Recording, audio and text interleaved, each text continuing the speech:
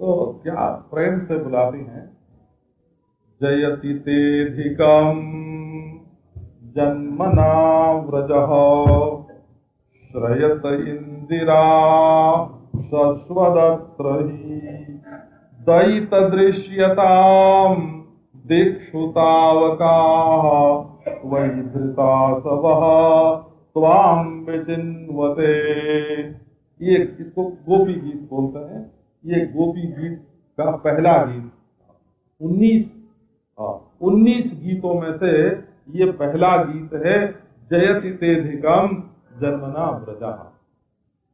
इसको कनक मंजरी, कनक मंजरी धतूरा होता है ना, धतूरा जिसको खाने से आदमी मर जाता है, नशा हो जाता है, वो धतूरा। कनक मंजरी, वो कनक माने धतूरा और उसकी मंजरी माने जो उसमें जीरे होते हैं, जीरे। उस के खाने से जैसे नशा होता है ना, वैसे ये प्रेम का गीत, गोपियों के प्रेम का गीत गाने से नशा हो जाता है। और इसमें चित्र हैं, हो चित्र ऐसे ढंग से इसको लिखा जाएगा कि चित्र बनेंगे। बोला देखो अब यही है। तो प्रत्येक चरण में दूसरा अक्षर इस श्लोक में यह है। जयति श्रयत दयित त्वयि, दयि त्वयि, जयति श्रयते। तो एक क्या हुआ, और सातवें अक्षर जो हैं वो प्राय एक हैं। तो इनको लिखने का ढंग ये होता है कि चित्र बन जाता है। तो वही ऐसी बढ़िया कविता, इतनी भावमयी, ऐसी रस और अलंकार से सरोवा सराबोर, ये उपचार के मंदिर में एक दिए की लौ जलती है, हो वो प्रेम की दीप शिखा, दिए की लौ है। पर जब तक वो हृदय मंदिर के भीतर रहती है तब तक तो बड़े आनंद से प्रज्वलित होती रहती है। लेकिन द्वारादयम वदनतस्तु विनिर्गतश्चेत्, यदि ये मुंह के दरवाजे से कहीं बाहर निकाल दी गई तो निर्याति शांत्यम अथवा तनुतामुपैति, तो या तो ये बुझ जाती है। बाहर की हवा लगी ना, गांव में चर्चा चली, बहुत कोमल, गुलाब की पंखड़ी से भी कोमल, कमल से भी कोमल ये प्रेम है। तो लोगों की जब नजर लगती है, बाहर की ताती हवा लगती है, तो वो लड़खड़ा जाता है, वो सूख जाता है, वो बुझ जाता है, वो डामाडोल हो जाता है।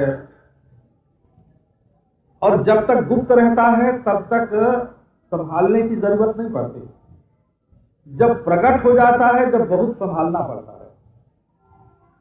तो प्रेम के बारे में यही शास्त्र का सिद्धांत है, नारायण की वो गुप्त रहे। तो गोपियां प्रेम रूपिणी हैं, इसलिए वे अपने प्रेम को गुप्त रखते हैं, इसलिए उनका नाम गोपी है। अब दूसरी बात देखो कि गोपियां प्रेम को ही गुप्त नहीं रखती हैं, भगवान को ही गुप्त रखती हैं। क्योंकि भगवान गुप्त रहने के लिए ब्रज में आए हैं। प्रकट होना होता तो मथुरा में ही प्रकट हो जाते, ब्रज में क्यों आए? कंस को पता नहीं चला। तो देखो, जहां स्वयं मालिक छिप करके रहना चाहता हो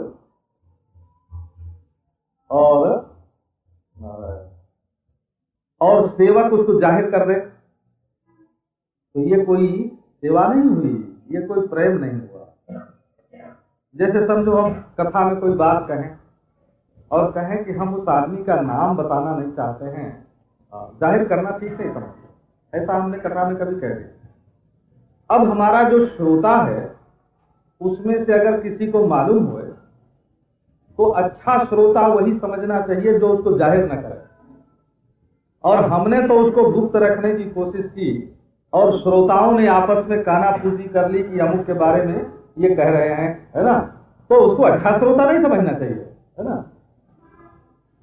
तो जब मालिक खुद छिप करके ब्रज में वृंदावन में रहना चाहता है, तो जो उसके प्रेमी हैं उनका भी धर्म यही है, उनका भी कर्तव्य यही है कि वो श्री कृष्ण को छिपावें।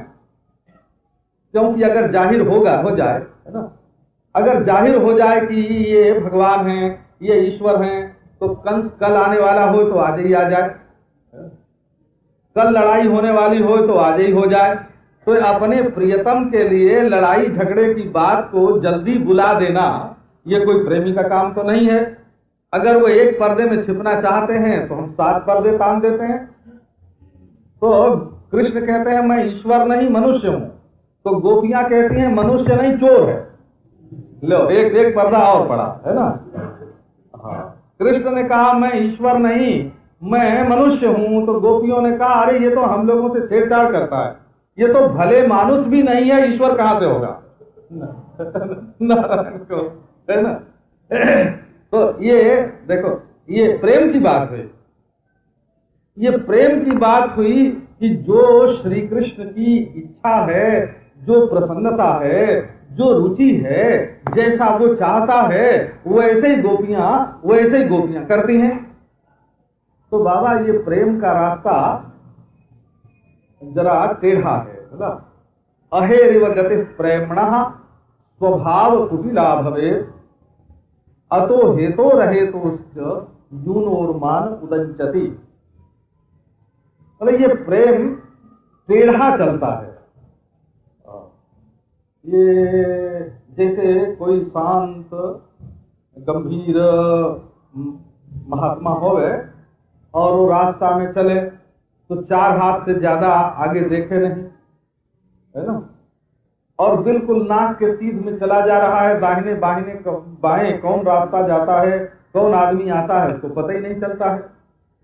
और महाराज जो चंचल चपल लोग होते हैं ना, हाँ, वो तो महाराज वो निशाना साधते हैं आंख का कि जा रहे हो उत्तर तो देख लें पश्चिम और दक्षिण का कोना, है ना, जा रहे हो उत्तर तो देख लें पूरब और दक्षिण का कोना, है ना। उदाहरण को तो ये जो प्रेम है ये सीधी चाल नहीं चलता है, इसमें बुलाओ तो भाग जाए, है ना, सामने आओ तो मुंह फेर लें और दूर रहो तो नाम लेके रोवें।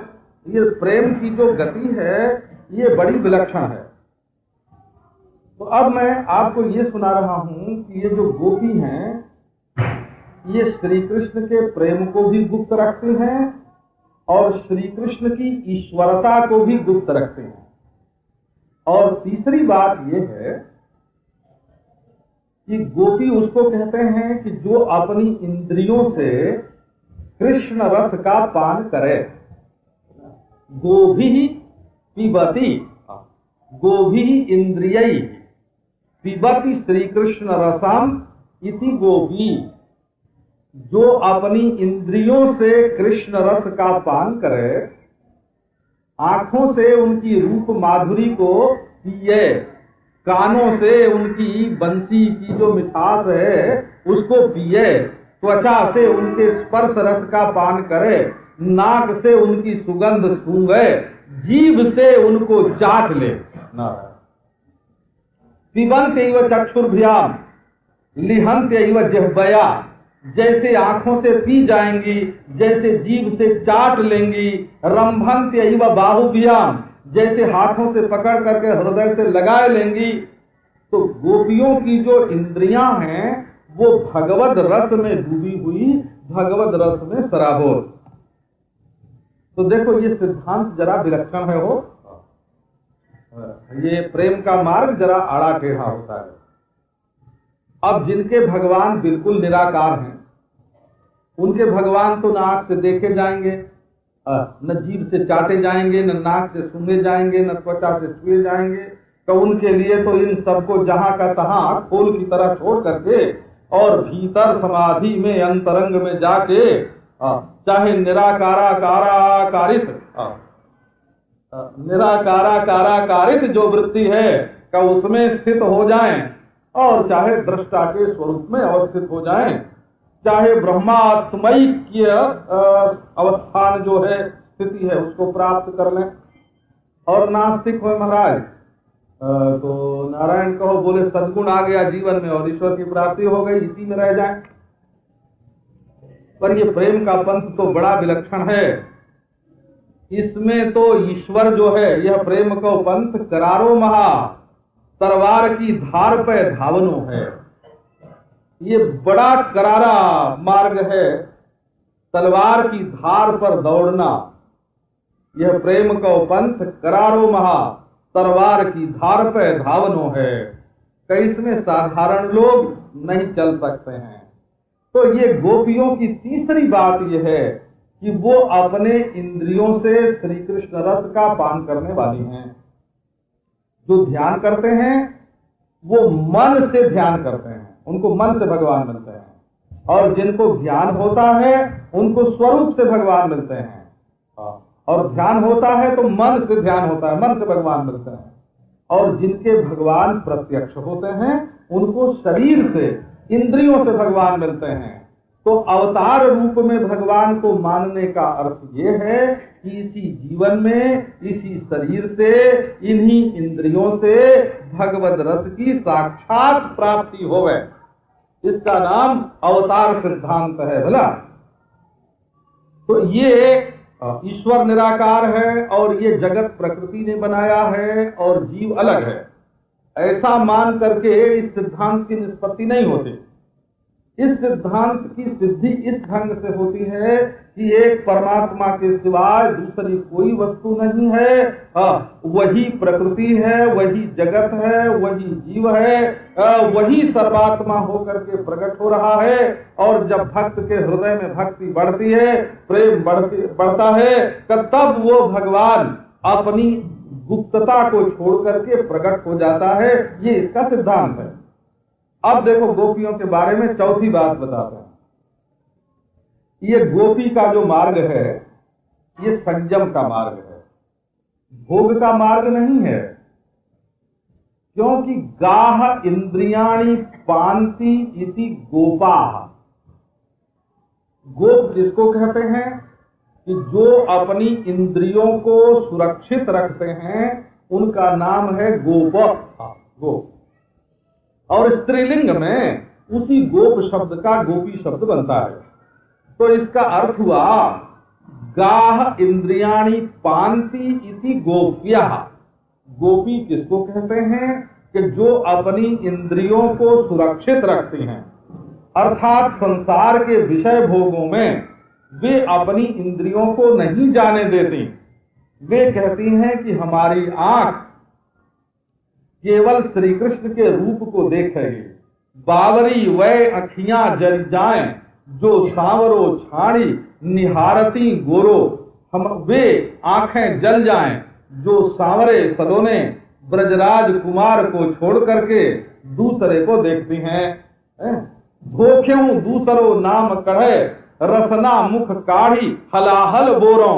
अगर दूसरा नाम धोखे से भी निकल जाए तो जीभ निकाल करके मुंह से जहर में डुबो दें। तो इसका अर्थ क्या हुआ कि उन्होंने अपनी इंद्रियों को इतना सुरक्षित, इतना वशीकरण इंद्रियों का कर रखा है कि वे अपने प्रियतम प्रभु श्री कृष्ण को छोड़ करके दूसरी जगह अपनी इंद्रियों को जाने ही नहीं देती। इसलिए उनका नाम गोपी हुआ। तो संसार के विषयों की ओर से उनकी इंद्रियां हट गई हैं। ये बात पहले भागवत में आ चुकी है। संत्यज्य सर्व विषयान तव पाद मूलम भक्ताः। हम संपूर्ण विषयों को छोड़ करके तुम्हारे चरणारविंद की भक्त हैं। एक तदर्थ विनिवर्तित सर्व कामाः। श्री कृष्ण के लिए उन्होंने संपूर्ण कामनाओं का परित्याग कर दिया है। तो विषय का परित्याग करके और कामना का परित्याग करके, एक बात गोपी, और केवल श्री कृष्ण रस का पान करने वाली, ये दूसरी बात गोपी। और श्री कृष्ण की ईश्वरता को छिपाने वाली, गोपन करने वाली गोपी, और अपने हृदय में विराजमान जो श्री कृष्ण का प्रेम है, उस प्रेम को भी छिपाने वाली गोपी। ऐसी गोपी, नारायण कहो, ऐसी जो गोपी है वो आज अपने प्रियतम से अलग हो गई है। वे रूठ करके इससे रात्रि के समय जंगल में छिप गए हैं। अब उनके बिना ये गोपी कैसे रहे? तो बोले ये गोपी जब अपने प्रेम को गुप्त रखने वाली है तो चुप ही रहे। यही ना प्राप्त होता है कि जब ये गोपी अपने प्रेम को गुप्त रखने वाली है तो चाहे हृदय में कितनी भी पीड़ा होवे लेकिन चुप रहे, मुंह से एक शब्द न निकाले। बोले बात तो ऐसी है, मुंह से एक शब्द नहीं निकलना चाहिए, लेकिन ये जीवन तो कृष्ण का है, ये हृदय तो कृष्ण का है। कहीं उनके विरह में इतनी पीड़ा हुई, इतना कष्ट हुआ कि ये हृदय फट गया, ये हृत जो है फेल हो गया। हृत हार्द, हार्ट है ना, हृत है, हार्द है ना, हार्ट है। ये कहीं फेल हो गया तो संस्कृत में हृत हो गया ना। संस्कृत में जो हृत है उसको अगर कोई अंग्रेजी में हार्ट बोले है ना, जो हार्द है उसको अंग्रेजी में हार्ट बोले तो इसमें कोई नई बात नहीं निकलेगी। तो कहीं श्री कृष्ण के विरह के दुख से गोपी का हार्ट फेल हो जाए तो गोपी का ये विचार है कि हमारे मरने से हमको उतना दुख नहीं होगा, क्योंकि हम तो मरेंगी और फिर कृष्ण के पास पहुंच जाएंगी। हमारे लिए तो जन्म और मरण का कोई अर्थ नहीं है। हम तो भौरी बन जाएंगे।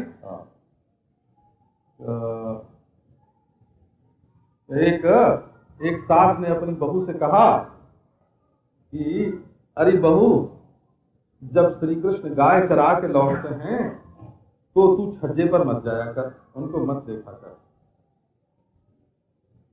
वो बोली बहुत बढ़िया सास जी, लेकिन कल जब आपको कोई आज्ञा हमको देनी होए तो शायद आप हमको पहचान न सकें, तो कैसे आप आज्ञा देना?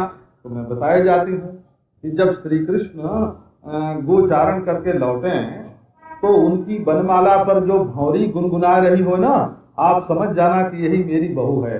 तो जो हुक्म देना हो वो उसी को देना बोला। क्योंकि मैं श्री कृष्ण के देखे बिना मैं जिंदा तो रह नहीं सकती, मर जाऊंगी, और जब मैं मरूंगी तो श्री कृष्ण की बनमाला की भ्रमरी बन करके कल ही आऊंगी। तो प्रेमी जो होता है उसको मरने का डर नहीं होता। क्यों? कि वो तो मर के अपने प्रियतम को ही मिलेगा। परंतु गोपियों का ख्याल यह है कि कहीं हम श्री कृष्ण के विरह में मर गए तो ये समाचार कृष्ण के पास पहुंचेगा कि नहीं पहुंचेगा? तो पहुंचेगा तो जरूर कि कृष्ण के विरह में गोविंदा गोप की बेटी मर गई है ना। ये बात तो मालूम पड़ेगी उनको। जब मालूम पड़ेगी तो उनको बड़ा दुख होगा कि हमारी प्रेमिका, हमारी गोपी हमारे लिए मर गई। तो मरने से बचने का उपाय क्या है? तो शोके क्षोभेच हृदयम प्रलापैरेवधार्यते पूरोत्पीडे तडागस्य परिबाह प्रतिक्रिया। जब किसी सरोवर में लबालब पानी भर जाए और ये मालूम पड़े कि अब तो ये तट को तोड़ करके बाहर बह जाएगा, तो अगर उस समय उसको थोड़ा बहा दिया जाए तब तो सरोवर की रक्षा होती है, और अगर उस पानी को न बहाया जाए तो पता नहीं कहां से तोड़ करके बह जाए। इसके लिए ये जरूरी है कि थोड़ा पानी बहा दिया जाए। तो हृदय में जो पीड़ा है उसको निकालने का यही उपाय है कि उसको अपने हृदय में से बोल करके बाहर निकाल दिया जाए। इसलिए शोके क्षोभेच हृदयम प्रलापैरेवधार्यते। जब हृदय में बहुत क्षोभ होवे तब थोड़ा उटपटांग बोल देने से, अपने दिल की बात जाहिर कर देने से हृदय को थोड़ा आश्वासन मिलता है, थोड़ा ढाढ़स बनता है। इसलिए गोप्य ऊचु का अर्थ है यद्यपि स्वभावतो गोप्य गोपनशीला तथापि श्री कृष्ण सुख काम्यया ऊचु। यद्यपि वे नारायण गोपनशील हैं, अपने दिल की पीड़ा को किसी के आगे बोलने वाली नहीं, फिर भी हमारे मर जाने से कृष्ण को दुख पहुंचेगा, तो हमें अपने जीवन की रक्षा करनी चाहिए। इस दृष्टि से उन्होंने ये संगीत प्रारंभ किया। ये संगीत माने हृदय की जो वेदना है उसको जाहिर करना। तो आप शायद जानते हो, ब्रजभूमि में लोग इतने प्रेमी होते हैं, एक अक्षर पढ़ा लिखा आदमी नहीं हस्ताक्षर न कर सके, लेकिन महाराज ऐसी कविता उसके मुंह से निकलती है, ऐसा रसिया गाता है, जो सुख बरस रहो बरसाने, तो रस बैकुंठ में नाए। ये किसी महाकवि की रचना थोड़ी है, ये तो ब्रज के गांव के जो गवार हैं उन लोगों की रचना है। क्योंकि जब हृदय में प्रेम होता है तब बोली में अपने आप ही कविता, अपने आप ही संगीत आ जाता है। और महाराज ब्रज के जो लोग हैं न वो कभी भारतनाट्यम सीखते हैं, है ना, न कथकली और न असमिया, भला मणिपुरी नृत्य वो नहीं जानते हैं। अरे वो तो बच्चे जन्मते हैं हो, और वो एक हाथ कमर पर रख के और एक हाथ उठा के कदम तरे आ जाइयो कटीरे काजरवारी, है ना। वो तो उनको नन्हे नन्हे बच्चे समझते नहीं है कि हम का गा रहे हैं, वो नहीं समझते हैं, पर वो बोलते हैं कि कदम तरे आ जाइयो कटीले काजरवारी, और साथ ननद को अंगूठा दिखा दीजिए। वो छोटे छोटे ननद, वो छोटे छोटे नन्हे नन्हे जो बच्चे हैं वो भी वो नाचना जानते हैं। तो प्रेम की जो चाल है उसका नाम है नृत्य। प्रेमी जब चलता है तब उसके पांव में अपने आप ही नृत्य आ जाता है। प्रेमी जब बोलता है, जब उसकी वाणी में अपने आप ही संगीत आ जाता है, अपने आप ही कविता आ जाती है। जहां प्रेम होता है वहां सब मधुर ही मधुर, सब मीठा ही मीठा, सब आनंद ही आनंद दिखाई पड़ता है।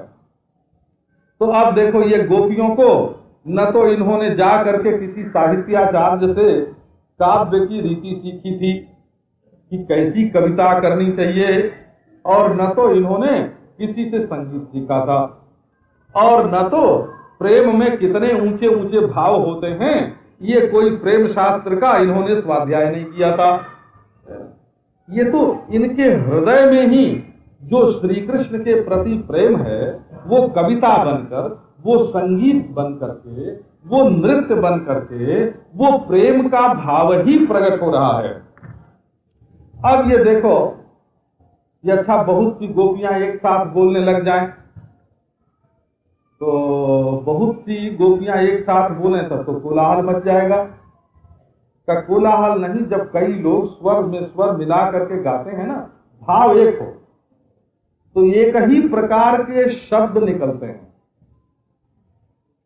भाई हमको तो याद नहीं है, हमारे एक प्रेमी मित्र थे, उन्होंने अपना संस्मरण लिख के भेजा, हमको तो भूल गई थी बात। उस समय हम लोग 17-18 बरस के थे और कहीं अयोध्या जी से कहीं दूसरी जगह ट्रेन में जा रहे थे। तो वो भी कविता लिखते थे, मैं भी कविता लिखता था। दोनों रेलगाड़ी के एक डब्बे में दो सिरे पर बैठ गए और ये हुआ कि आओ एक ही चित्त भोग करके कविता लिखें। तो नई कविता लिखनी थी हो, पुरानी नहीं। जब दोनों ने लिख के मिलाई तो दोनों की एक ही थी, बोला दोनों ने बिल्कुल एक ही बात लिखी थी। अब वो तो बड़े आदमी हैं, नारायण कहो, अब उन्होंने ये बात लिख के भेजी है तो हम भी कुरेदते हैं अपना सिर कि शायद ये बात सच्ची होवे, बोला। लेकिन उन्होंने तो लिख के भेजी है ये बात। तो कहने का अभिप्राय ये है कि जहां दो आदमी का मन एक विषय में प्रेम करता है और एक स्तर पर पहुंच जाता है, वहां दोनों के भाव भी समान हो जाते हैं और दोनों के शब्दों का चुनाव भी एक हो जाता है, बोला। तो ये जो गोपियां हैं, इनके प्रेम के विषय हैं श्री कृष्ण, और सबका जो भाव है वो एक ही, पहले तो जरा अलग अलग हो गया था, हो जब भगवान अंतर्धान हुए उस समय अलग अलग हो गया था, लेकिन जब विरह की पीड़ा पहुंची और गर्मी लगी सबको, है ना, तो सब यही चाहते हैं कि वो श्याम सुंदर जिसके मुखारविंद से शीतल चांदनी छिटकती है, जल्दी से जल्दी हमारी आंखों के सामने आ जाए कि हमारे हृदय का ताप बुझे। तो सबका भाव एक, सबका मन एक, सबका स्वर एक, सबकी कविता एक, सबकी शब्दावली एक, ऐसा भी है। अथवा ये कहो कि 19 प्रकार की गोपियां हैं, इसलिए उनके 19 प्रकार के गीत हैं। श्री वल्लभाचार्य जी महाराज ने 19 प्रकार की गोपियों के ये 19 गीत अलग अलग माने हैं।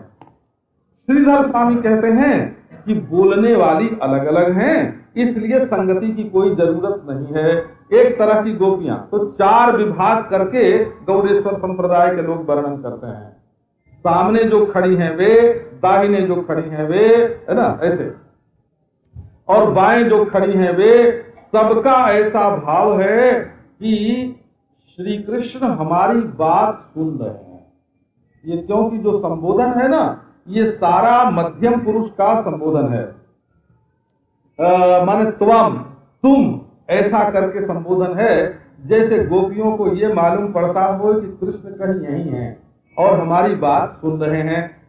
हाँ, क्योंकि उनको छिप छिप करके सुनने की आदत है कि हमारे प्रेमी लोग जो हैं वो हमसे छिपा के आपस में किस ढंग की बात करते हैं, ये उनको आदत है।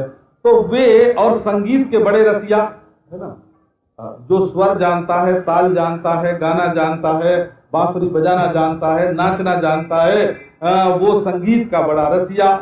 तो जब हम प्रेम का संगीत यहाँ एकांत में बैठ करके गावेंगी तो वो कहीं न कहीं से सुनता जरूर होगा, और जब सुनेगा तो वो जो उसका मान है वो टूट जाएगा, उसका दिल पानी होके बहने लगेगा और वो हम लोगों के बीच में प्रकट हो जाएगा। इस आशा को लेकर के गोपियां वहां चांदनी रात में, शरद ऋतु, चांदनी रात, शीतल मंद सुगंध वायु, जमुना जी मंद मंथर गति से बह रही, सब के सब जो बालू कण हैं वो चमक रहे, और गोपियां एक स्वर से, एक ताल से, एक भाव से अपने प्राण प्यारे श्याम सुंदर को पुकारने के लिए बोल रही हैं, गा रही हैं।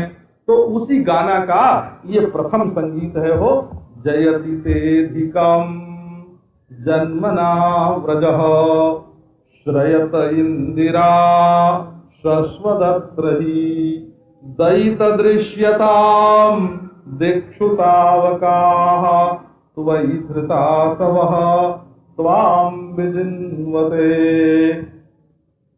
दयित, दयित क्या है? प्यारे, जिसके हृदय में कठोरता बिल्कुल न हो,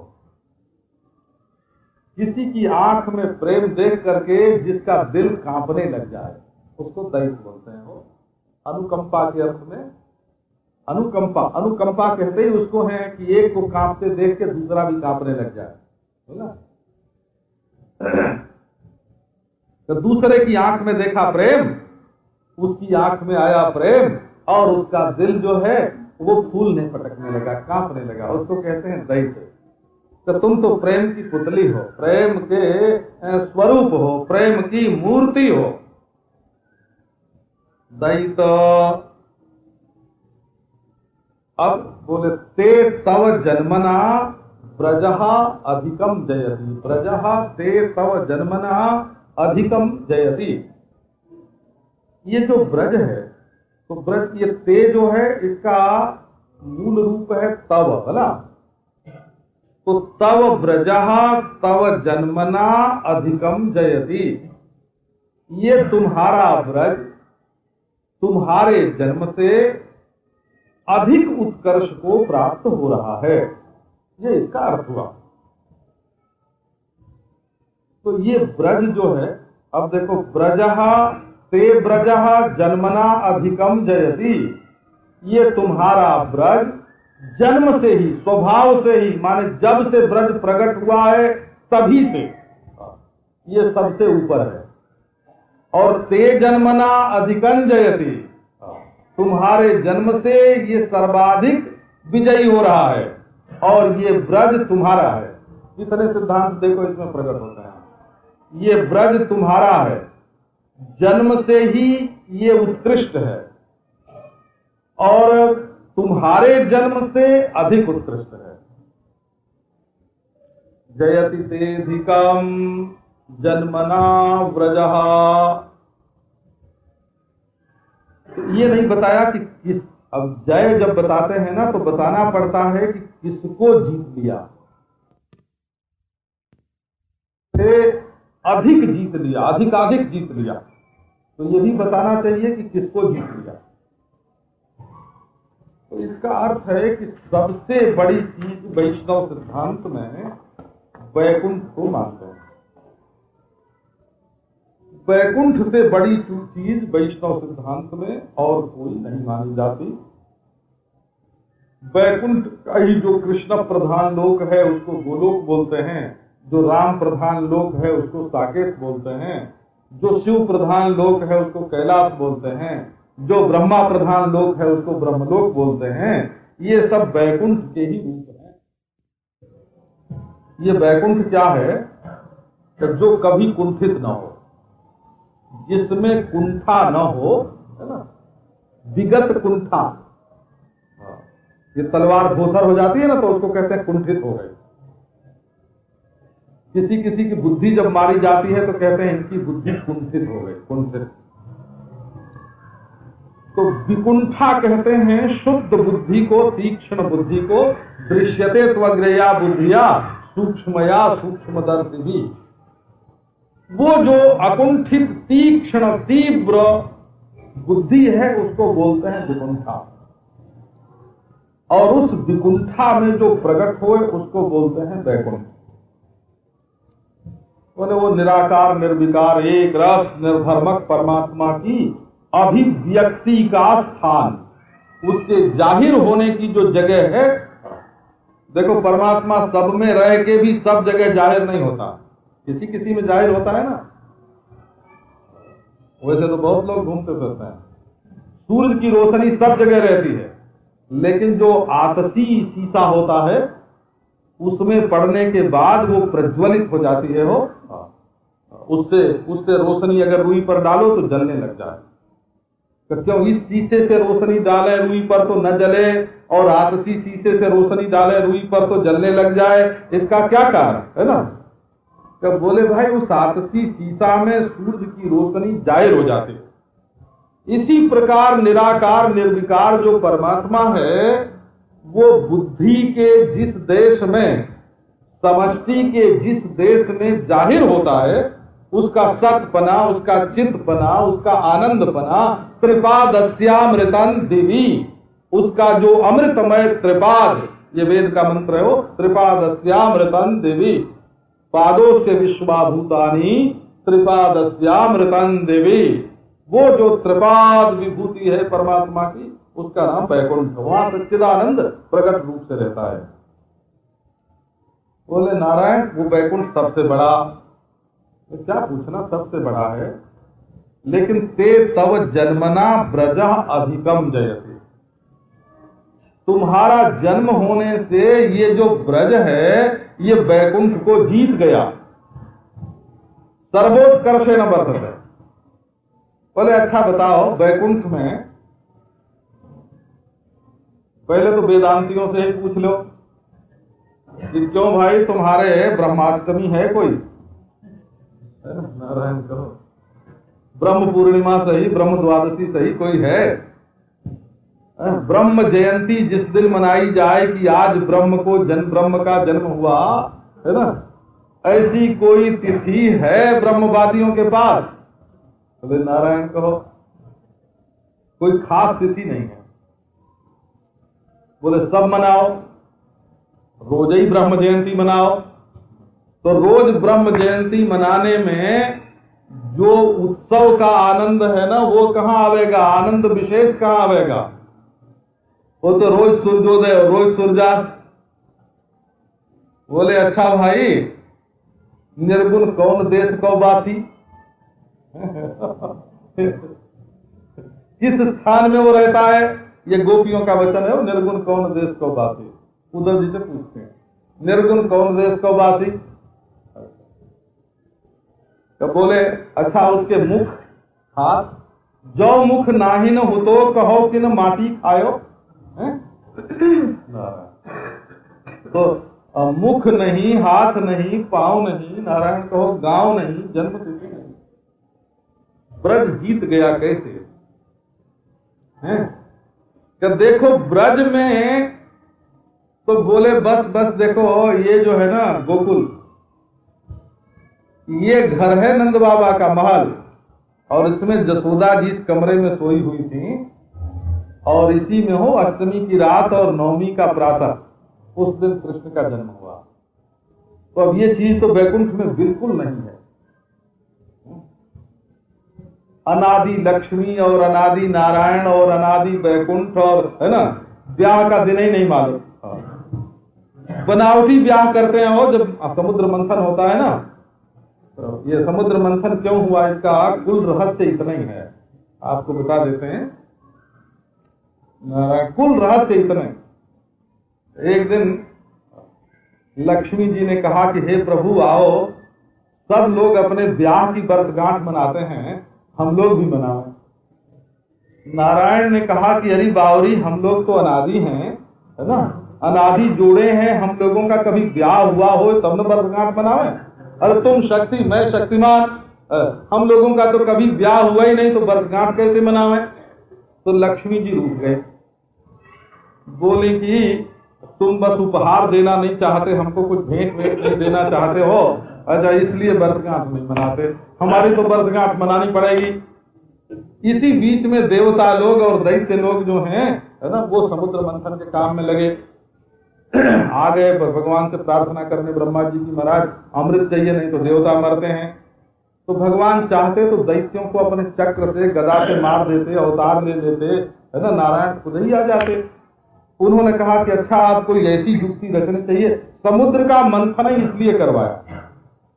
जब समुद्र मंथन होने लगा तब उन्होंने लक्ष्मी से कहा कि देखो लक्ष्मी जी, अब तुम ये देखो कामधेनु प्रकट हो रही है, कल्प वृक्ष प्रकट हो रहा है, चिंतामणि प्रकट हो रही है, अमृत प्रकट हो रहा है, ये तुम्हारे भाई बहन कुछ बुरे नहीं रहेंगे, तुम भी समुद्र की बेटी बन के प्रकट हो जाओ और आओ हम तुम ब्याह कर लें, है ना। तो हर साल फिर वैकुंठ में वर्षगांठ मनाया करें, है ना। तो नारायण कहो ये वैकुंठ में ब्याह की वर्षगांठ मनाने के लिए समुद्र मंथन का इतना बड़ा ये आडंबर रचवाना पड़ा। तो अब ब्रज में बोले अब नारायण की जन्मगांठ कभी बनती है, ब्रह्म की वर्षगांठ कभी बनती है, नारायण जयंती कभी नहीं होती। लेकिन जन्मना ब्रज था, ये ब्रज वो है जिसमें एक ऐसी चीज हुई है जो वैकुंठ में नहीं थी। अब वैकुंठ जीत गया कि यहां तो महाराज नंगे भगवान, है ना, ब्रज में नंगे भगवान, धूल में लौटने वाले भगवान, गोद में खेलने वाले भगवान, जो चाहे तो गोद में लेके अपना मुंह लगा दे, है ना। 100 हजार गोपियों के झूठे भगवान। ये सौभाग्य भला ये सौभाग्य भला ब्रजवासियों को छोड़ करके, वो प्रेमी ब्रजवासियों को छोड़ करके और किसको मिला है। वैकुंठ में किसी की हिम्मत, पांव छूने की हिम्मत नहीं पड़ती है। ब्रह्मा जी जब कभी जाते हैं तो दूर से अपने 4 मुकुट के जो नोक हैं वो धरती में रगड़ के प्रणाम करते हैं, छूने की हिम्मत नारायण को नहीं पड़ती। ये तो ब्रज है महाराज, है ना। ब्रह्म में ढूंढो, पुराण वेदन है, छछिया भर छाछ पे नाच नचावे, ताही यही तीर की छोहरिया, छछिया भर छाछ पे नाच नचावे। कर छाछ तुम्हें पिलावेंगे लाला, जरा नाचो तो, एक लोदा मक्खन देंगे कि जरा नाचो तो, देखो पलोटत राधिका पायन। ये वो ब्रज है, ये वो ब्रज है महाराज जिसने निर्गुण ब्रह्म को जीत लिया, निराकार ईश्वर को जीत लिया, नारायण को वैकुंठवासी नारायण को जीत लिया। और ये तो अपनी गोद में बालक बना करके श्री कृष्ण को खिलाता है। बोले कि एक बात है, वैकुंठ में एक बड़ी बात है। क्या? इंदिरा महालक्ष्मी रहती है महाराज। लक्ष्मी जी की बड़ी महिमा है। कहते हैं जदपांग मोक्ष कामा तपस्समचरन् भगवत प्रपन्ना ब्रह्मादयो बहुतिथम। यदपांग मोक्ष कामा तपस्समचरन् भगवत प्रपन्ना सा श्री स्ववास मरविंद वनम विहाय यत्पाद सौभग मलम भजते नुरक्ता। श्रीमद् भागवत का श्लोक है। कहते हैं कि ब्रह्मा आदि जुग जुग तक तपस्या करते रहे, भगवान के शरणागत हुए, जुग जुग तक तपस्या करते रहे। काहे के लिए? कि लक्ष्मी जी एक बार कृपा भरी दृष्टि से हमारी ओर देख लें। क्योंकि लक्ष्मी जी जिसकी ओर देखती है ना, तो उसमें सुंदरता आ जाती है, उसके पास संपत्ति आ जाती है, समाज में उसका आदर हो जाता है ना। तो टका धर्म टका कर्म टका ही परमम पदम, जैसे गेहे टका नास्ती हा टका टक टकाए थे। तो टका की तो बड़ी महिमा। तो लक्ष्मी महारानी जिसके ऊपर प्रसन्न हो जाती हैं, वो धनी भी हो जाता है, वो सुंदर भी हो जाता है, समाज में उसकी इज्जत भी हो जाती है, ऊंची कुर्सी भी मिल जाती है। तो लक्ष्मी में बड़े गुण, सर्वे गुणा कांचनमाश्रयन्ति।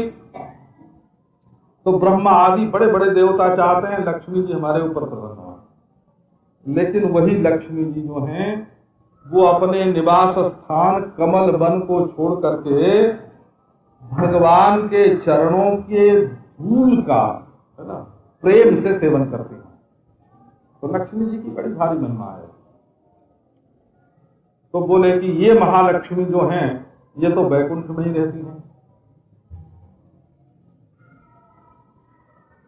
और बहुत करके तो देखो इनके मन में कभी कभी लक्ष्मी जी के मन में भी शंका हुई कि कहीं हम नारायण के घर में निरंतर रहें तो ये हमारा तिरस्कार न करने लग जाए। तो अपने बाप को मनाया समुद्र को। बोले कि पिताजी आप हमारी एक बात मान लो, हैं? नारायण को घर जमाई बना लो, है ना। तो जब समुद्र में नारायण रहने लग जाएंगे तो घर जमाई हो जाएंगे ना, कि तब यहां वे हमारा तिरस्कार नहीं कर सकेंगे, हमारी हुकूमत चलेगी, उनकी नहीं चलेगी। वो महालक्ष्मी है। ये पहले लोग समुद्र के रास्ते व्यापार करते थे हो तो उनको बहुत धन मिलता था, और समुद्र में से मोती निकलते थे ना, बड़ी बड़ी संपत्ति निकलती थी, तो लोग समुद्र को रत्नाकर कहते थे। तो महालक्ष्मी जो है वो समुद्र माने होता ही है, मुद्रा जिसके पास हो उसका नाम समुद्र। मुद्रा तो आप लोग जानते हैं ना, मुद्रा जिसके पास होवे उसका नाम समुद्र। तो लक्ष्मी जी जो है, मुद्रा माने लक्ष्मी, मुद्रा माने लक्ष्मी, तो लक्ष्मी रूप मुद्रा जिसके पास है उसका नाम समुद्र हो गया। वैसे समुद्र के और बहुत सारे अर्थ हैं। समुद्र जिसमें ज्वार आवे उसका नाम समुद्र। तो वो बात दूसरी, जिसमें शांत मुद्रा और विक्षेप मुद्रा, दोनों कभी शांत रहे कभी विक्षिप्त हो जाए, ये दोनों मुद्रा जिसमें रहे उसका नाम समुद्र। तो समुद्र का मतलब तो बहुत है, लेकिन लक्ष्मी जी जो हैं उनके होने से वैकुंठ का बड़ा आदर। तो बोले कि नहीं, वैकुंठ से ज्यादा आदर ब्रज का है, क्योंकि लक्ष्मी जी जो है वैकुंठ में सेव्य हैं, उनकी सेवा होती है। सब लोग मालकिन मालकिन करते हैं। हो जैसे नौकर लोग जो है ना, वो अपनी सेठानी को मालकिन करके बोलते हैं, वैसे वैकुंठ में लक्ष्मी जी को सब लोग स्वामिनी करके, मालकिन करके, हाथ जोड़ करके बोलते हैं। तो वो हुक्म न दे तो कोई काम वहां हो ही नहीं। देखो जय विजय को निकलवा दिया, लक्ष्मी जी नाराज हो गई। एक दिन नारायण भगवान सो रहे थे, लक्ष्मी जी बाहर से आई तो जय विजय ने कहा कि स्वामिनी अभी नारायण भगवान जरा विश्राम कर रहे हैं, शयन कर रहे हैं। वो बोली कि देखो ये सेवक होकर के और हमारे ऊपर हुक्म चलाते हैं। बहुत नाराज हुई और जाके नारायण से वो नमक मिर्च लगा के शिकायत की। बड़ी भारी। नारायण ने कहा चुप चुप चुप, तुम्हारी वजह से अगर हम इनको निकालेंगे तो लोग कहेंगे कि औरत की बातों में आके नारायण ने अपने सेवक को निकाल दिया, बड़ी बदनामी होगी। जब किसी महात्मा का अपमान करेंगे तब इनको निकालेंगे, तब ये होगा कि भगवान महात्माओं के बड़े प्रेमी हैं, हमारी तारीफ भी होगी और तुम्हारी इच्छा भी पूरी हो जाएगी। लक्ष्मी को चुप करा दिया हो।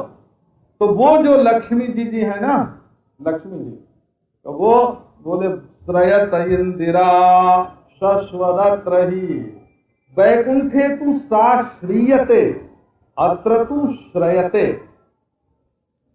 वैकुंठ में तो लोग लक्ष्मी का आश्रय लेते हैं और वृंदावन में लक्ष्मी जी सेवा करती हैं। सेवा श्रयते, श्रीय सेवायाम। आश्रयते भी इसका अर्थ है और सेवते भी अर्थ है, माने ब्रज का आश्रय लेती हैं और ब्रज की सेवा करती हैं। तो क्या ब्रज की सेवा करती हैं?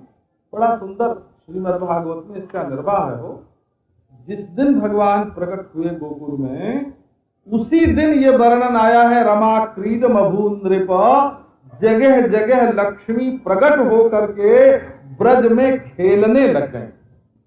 पद्माकर सुगंधिना, जो भगवान इस रास्ते से है ना यहाँ धरती पर लौटेंगे। अब बच्चे हुए ना तो धूल में तो लौटेंगे, बकैया खींच के चलेंगे। तो लक्ष्मी ने कहा कि कोई कंकड़ रह गया धरती में, कोई पत्थर रह गया, कोई कांटा रह गया है ना, तो गड़ जाएगा हमारे प्रभु के शरीर में। तो पहले से उन्होंने धरती को ऐसा स्वच्छ नरम नरम बना दिया हो कि भगवान श्री कृष्ण उसके ऊपर लौट रहे धूल में, कभी माटी खा लें, माटी में स्वाद बन करके बैठ गई है ना, और धूल में कोमलता बन करके बैठ गई।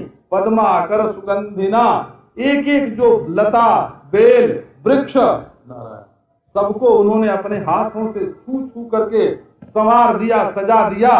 तो श्री कृष्ण के शुभागमन से, जन्म से ब्रज की ऐसी शोभा बढ़ी कि ये स्थान वैकुंठ से भी श्रेष्ठ है ब्रज। और लक्ष्मी यहाँ स्वामिनी नहीं है, सेविका है। अब गोपी कहती हैं कि तुम्हारे जन्म से ब्रज की तो इतनी महिमा बढ़ी, वैकुंठ से भी बड़ा और लक्ष्मी भी